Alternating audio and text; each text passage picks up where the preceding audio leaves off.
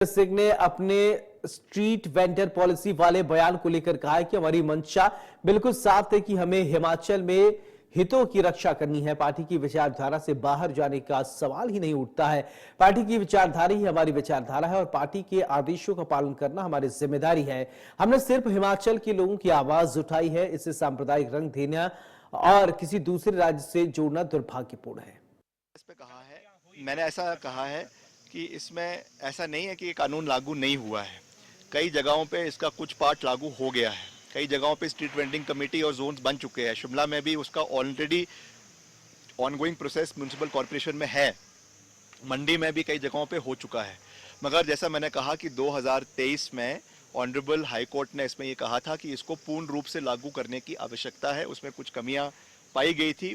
पूर्व सरकार भी उस समय थी, भाजपा की सरकार भी थी, और क्योंकि उस समय वर्तमान में हमारी सरकार थी तो उनको निर्देश दिए गए हैं।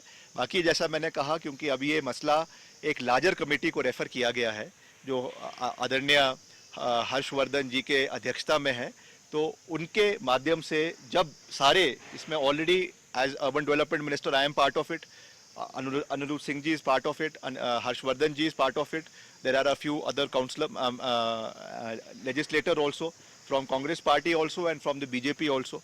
तो सब इसमें बैठ के सकारात्मक चर्चा करेंगे कि कैसे इसको जो है वो लागू किया जाए, जल्द लागू किया जाए, और क्या इसमें कैसे करना है ताकि कोई इसमें कंट्रोवर्सी भी ना हो और हिमाचल के लोगों के हित भी इसमें जो है वो प्रोटेक्टेड रहे। राजनीतिक रंग देने की कोशिश की गई, जिस तरीके से इसको एक सांप्रदायिक रंग देने की कोशिश की गई, जिस तरीके से इसको किसी और राज्य से जोड़ने की बात की गई, मैं समझता हूं कि वो दुर्भाग्यपूर्ण है। हर राज्य के अपने अपने मसले हैं।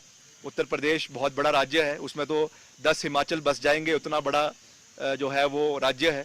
तो वहाँ के अपने इलाके हैं, हरियाणा के अपने हैं, महाराष्ट्र के अपने हैं। महाराष्ट्र में बहुत से लोग बिहार से और उत्तर प्रदेश से रोजगार के लिए जाते हैं, उनके अपने मसले हैं। मगर हिमाचल के मसले अपने अलग हैं।